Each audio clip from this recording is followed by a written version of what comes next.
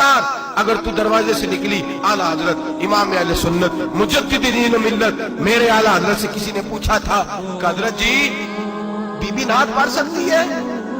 फतावा रज़विया की 14वीं जिल्द, बीबी मिलाद पढ़ सकती है? मिलाद। आला हजरत ने फरमाया अगर बीबी मिलाद पढ़ रही हो, नात पढ़ रही हो और उसकी आवाज गैर महरम के कानों तक जा रही हो, फरमाया उसे सवाब नहीं होगा, उसे हराम काम करने का गुनाह दिया जाएगा। बीबी को मना है, वो नात की आवाज भी औरत का ही नहीं पढ़ता, दीन में तो औरत की आवाज का भी पढ़ता है।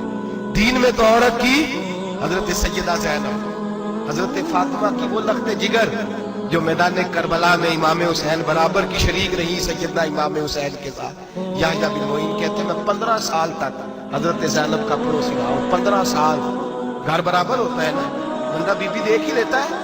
वो बीबी कभी पर्दा डाल के जा रही है दवाई लेने, कभी नजर आ ही जाती है।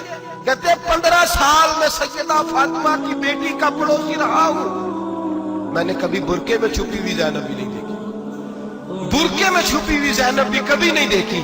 हजरत अब्दुल्ला बिन जाफर तैयार जनाबे अलीउल मुर्तजा के भाई थे, उनके बेटे के साथ इनका निकाह हुआ था, बीमार हो गई। हजरत अब्दुल्ला कहने लगे ज़ैनब चल तुझे हकीम के पास ले जाऊं, तबीब के पास ले जाऊं। तो हजरत ज़ैनब कहने लगी आप जाइए मेरा हाल बता के दवाई ले आइए।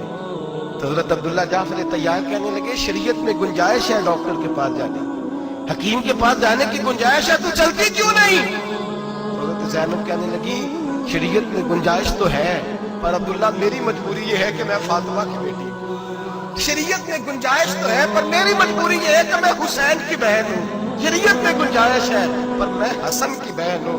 शरीयत में बड़ी गुंजाइश है पर लोग मुझे मोहम्मद अरबी की नवासी कहते हैं। गुंजाइश तो है पर मैं नहीं ना निकल सकती, इसलिए कि जितना कोई अपने आप को दीन के करीब जानता है उतना उसके पैरों में शरीयत की जंजीरें ज्यादा होती हैं। तो जनाब सैयदना अब्दुल्ला कहने लगे अगर तू पर्दा कर गई, अगर तू चली गई, तो मानने लगे ये तो अल्लाह की मशीयत है, तू दवाई ला दे ताकि मैं खा लूं, और अगर मैं चली गई तो मैं अपनी माँ से जाके कहूंगी कि अम्मा सारी तकलीफें मैंने छाती पे बर्दाश्त की हैं पर मैंने तेरे पर्दे पर आंच नहीं आने दी।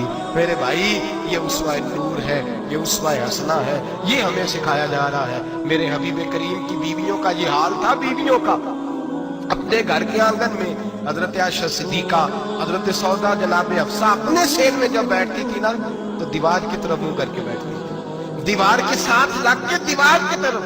बीबियां अपने घर के अंदर भी दीवार की जानब मुंह करके बैठती थी। लोग पूछती, बीबियां पूछती कि अपने घर में भी दीवार को मुंह करने का मतलब? कहती हो सकता है कि छत पे चढ़े अचानक नजर पड़े, तो हम चाहती हैं फिर भी हमारा चेहरा नजर ना आए उसे, फिर भी हमारा चेहरा नजर, हम अपने घर के अंदर भी पाबंद रहती हैं कि हमारे चेहरे नजर ना आए। खुदा रा बड़े पैसे जिंदगी में लौटाए हैं, 1000 1500 बुरके पे भी खर्च करो, वो घर ले जाओ, वो अम्मा को भी दो, बहन को भी दो, बीवी को भी दो, उसको कोई ये पहन ले।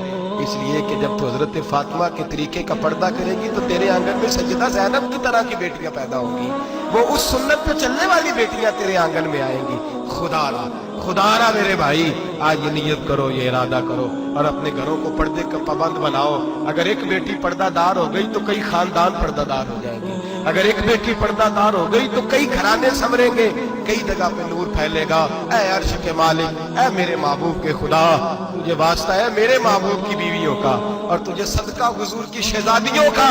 ऐ अल्लाह इतना करम बरसा, इतनी रहमत बरसा कि मेरे वतन की बेटियां और मेरे वतन की माएं बहनें बच्चियां ये समझ जाए कि हमारी निजात सिर्फ हजरत फातिमा के बुरके में है, हजरत आयशा के पर्दे में है, सैयदा खदीजतुल कुबरा के हिजाब में है। अल्लाह करे ये समझ जाए और ये जब भी सजदा करें तुझसे हयाई मांगे, ये तुझसे जब भी सजदा करें ये तुझसे अपने लिए चादर ततहीर और पर्दा तनवीर मांगे।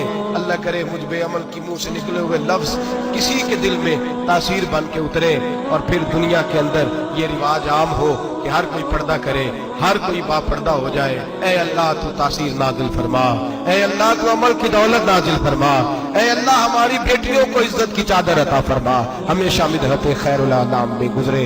दुआ है ये उम्र दरूद और सलाम में गुजरे। आखिर